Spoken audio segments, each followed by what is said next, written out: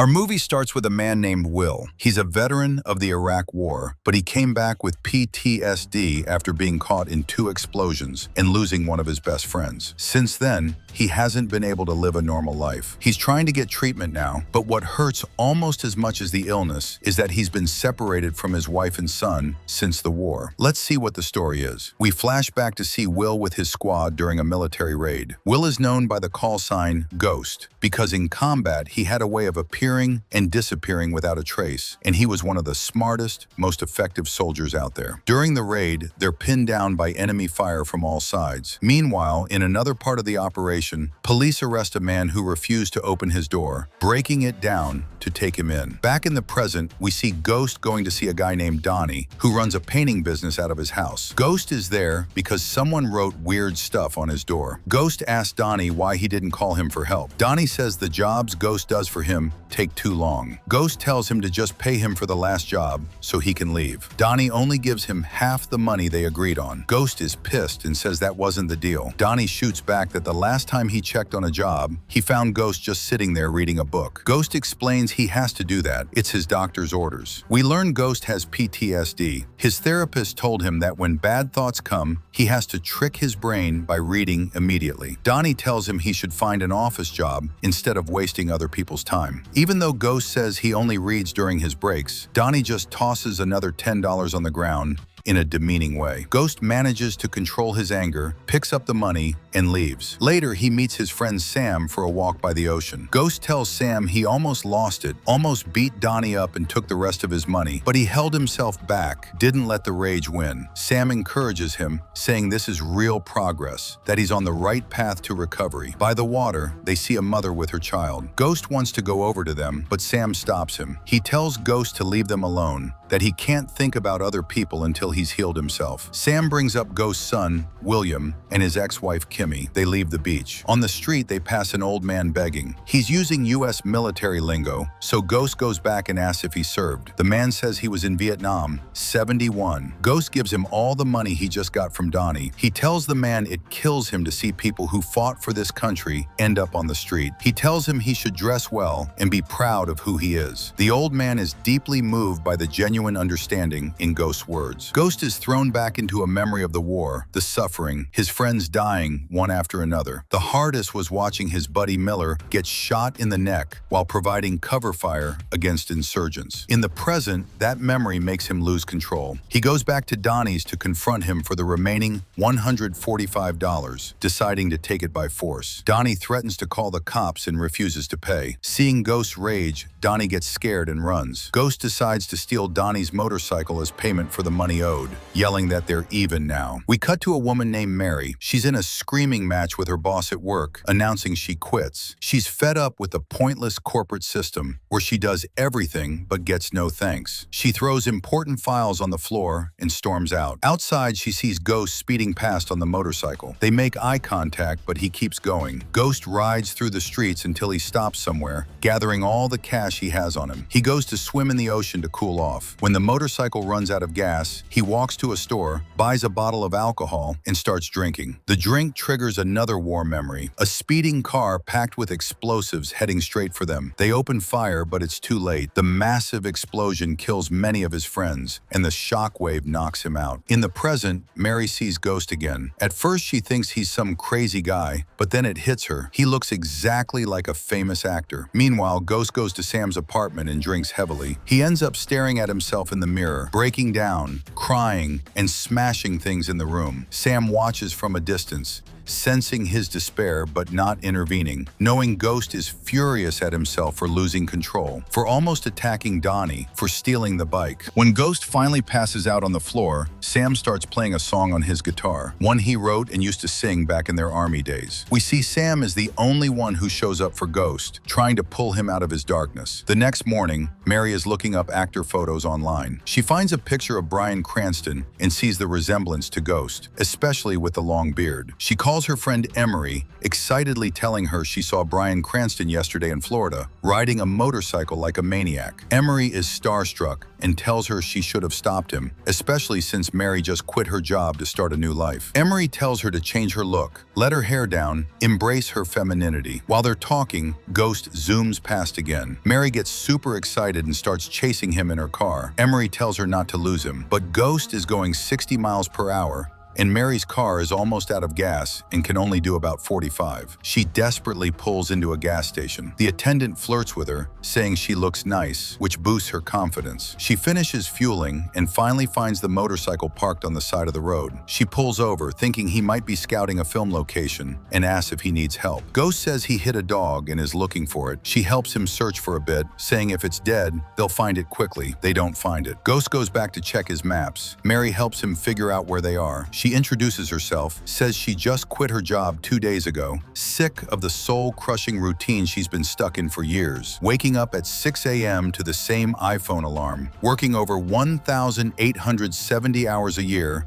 for a mentally unstable boss. She decided to live free. She mentions she's single because she dedicated her life to work, and it's been mostly struggle. They end up sleeping together. Afterwards, she promises not to tell anyone, still under the impression he's the actor Bryan. She tells him she's heading to the Baker Hotel and will wait for him there. As she drives off, she tries a cigarette for the first time, seeking freedom in new experiences, but doesn't like the taste and puts it out. Ghost continues on his way, out of money, and with an empty card. He trades the motorcycle's damaged bumper for more alcohol at a store. He wanders until he finds a junkyard full of old cars. He sits and reads a book, trying to distract his mind. His friend Sam appears to him, warning him about the dangerous path he's on, telling him he needs to go back, to live right, that the real first step to healing is to talk, to speak the truth inside him, to feel the real emotions without blaming himself. Sam says silence is the real killer. Sam brings up the time their Humvee hit an IED. Sam was thrown clear, but found another buddy burning alive, screaming for help. He was frozen, could only watch him die. He asked Ghost if saving him would have even been a mercy, with the guy burned beyond recognition. He admits part of him was relieved it wasn't him. Ghost just stares at him, then walks away to drink again. He rides until he finds a bar. He tries to sell his watch for $200, far less than it's worth. The bartender, Larry, hears he's a vet and agrees to the deal, throwing in the drinks for free. A female soldier comes in, orders a drink, and sees Ghost's dog tags. She insists on paying for his drink. Larry takes her money anyway and says now Ghost gets 2 drinks on the house. Ghost feels a connection. It's only other service members who seem to understand him. Larry shares that he was in the 1st Battalion during the Beirut barracks bombing of '83, where 241 Americans were killed. He was one of the lucky ones who made it out alive. A woman named Sherry walks in. Larry tells Ghost she was his high school sweetheart, but she changed, isn't the girl he loved anymore. Ghost asks if they can put on music and dance. Larry tells him to go ask her. Ghost asks Sherry to dance. She's hesitant, saying it's been years. He says it's been years for him too. They can figure it out together. They dance, having a nice time. Ghost gets completely drunk. Stumbling out of the bar, he sees Sam,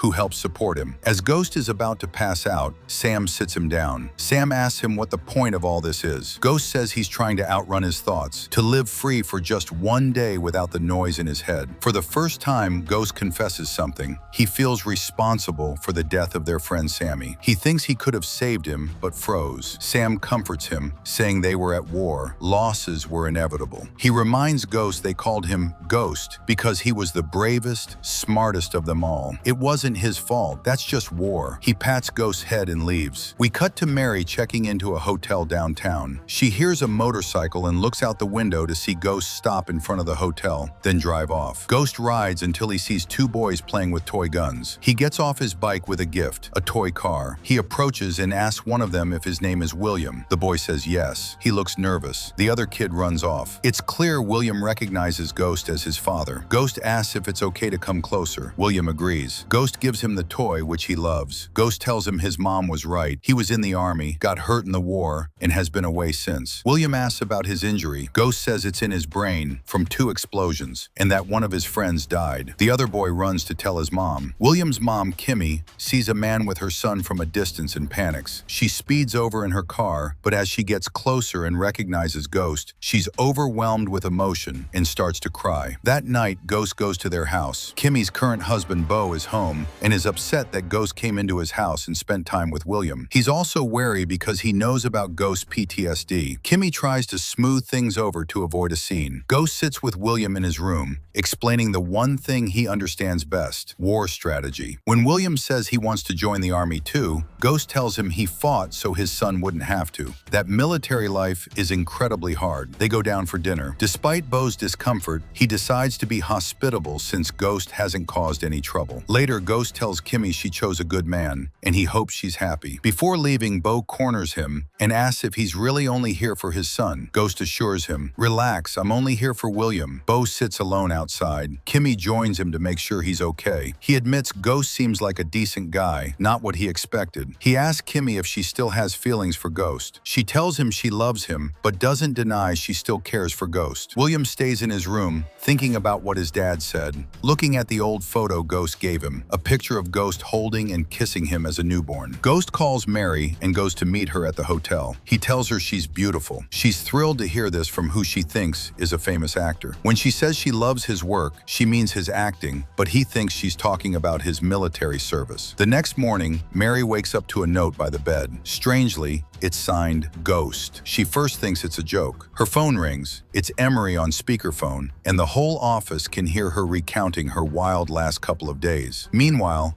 Ghost goes to play with his son. Kimmy watches them, happy. We learn that until 2 days ago, she didn't even know if he was alive or where he was. When Ghost gets close, she tells him everything she went through in his absence. Moving to a new house while he was deployed, watching the news every day. She met a neighbor, Arlene, who was 7 months pregnant, whose husband was also deployed. One day, a military car pulled up. She was terrified it was news about Ghost, but it was for Arlene. Her husband had been killed. With no news about Ghost, Kimmy was living in fear. She decided to run away with her son, feeling utterly alone for a long time. She tells him she still feels that loneliness and admits she still loves him. Ghost leaves her and goes to give William a ride on his motorcycle, promising to come back in 2 days. On his way to the hotel, he sees 2 men beating someone up. He jumps in, helps the guy, and takes him back to his hotel room. The man's name is Miguel. He was also in the army, a corporal under Sergeant Charles Burroughs. He tells Ghost his father was in the army too, but was killed over there. When it was time for the funeral, his mother wouldn't let him go. She wanted him to remember his father's smile, not his death day. Miguel joined the Navy, served 2 years, got his leg blown off, and was given a prosthetic. Now he's on the streets. Ghost tries to comfort him. Mary comes in, annoyed that a stranger is on her bed, and tries to kick him out. Miguel suddenly pulls a gun on her. Ghost disarms him, pins him to the bed, takes the gun, and tells him he knows they're alike, but he has to leave now. After Miguel leaves, Mary yells at Ghost and asks if he's really Bryan Cranston. When he says no, she slaps him in the face and kicks him out. Meanwhile, Kimmy and William are waiting for Ghost for lunch, as promised. William waits outside to greet him and show him a new drawing. Ghost leaves Mary's room heartbroken, feeling he finally found someone who cared, only to lose it. He goes to the bar. There, he hallucinates an argument with Sam. People pull him off of nothing. They think he's just drunk and throw him out. Outside, he sees Miguel standing by his motorcycle. He yells at him for what happened. Miguel apologizes, saying he doesn't know why he did it, that the gun was just for protection, and it wasn't even loaded. Ghost sees that Miguel is just like him. He decides to help him. He takes out Sam's dog tags, which he carries, and tells Miguel they belong to someone very dear to him. Sam appears behind him. In this moment, Ghost starts to accept that Sam is really Sammy, that his mind couldn't process his death, and he's been hallucinating him. He remembers Sammy's dying words about the honor of serving with him. Later, he goes to see William, but it's gotten late. He doesn't want to go inside and cause more tension. William runs out and hugs him. Ghost promises to come back. Kimmy, thinking he wasn't going to return, runs out and hugs him, crying. She finally tells him he has to go now, for Beau's sake. She goes inside with William and closes the door. Ghost takes Miguel for a ride on his motorcycle up to the highest point in the city. Miguel confesses he's never visited his father's grave, doesn't even know where it is. Ghost tells him all vets are brought back and buried together. They ride to the National Veterans Cemetery. They search through the graves until they find plot number 390, Miguel's father's grave. Miguel is overcome and sits on the ground. Ironically, because of his illness, Ghost has never visited the grave of the friend whose death triggered his PTSD. He wanders until he finds Sammy's his grave. There he sees Sam standing before it. He walks up to him and tells him, for the millionth time, what an honor it was to serve with him. He says Sam's life has to be better than this, that he needs to go back and be a real father to his son, to become the Will he was before Iraq. Ghost is finally overcome with real feeling. He understands Sam isn't real. He walks forward and hugs the vision, sobbing, until Sam disappears forever from in front of the grave. Ghost gets some flowers and places them on the grave before leaving. Miguel thanks him profusely for giving him the courage to do what he couldn't do for years. As Ghost approaches his motorcycle, he finds 2 police officers next to it. He knows if he goes near it, he'll be arrested for the theft. He has to abandon everything on the bike and walk away without a word. Minutes later, he's lost in the streets of Washington, D.C. He's broke and has no way to get back to his son in New Mexico. He tries to get anyone to help him, but everyone ignores him or walks away. In the final scene, with no other option, he writes a plea for help on a piece of cardboard. It reads, "Veteran, please help."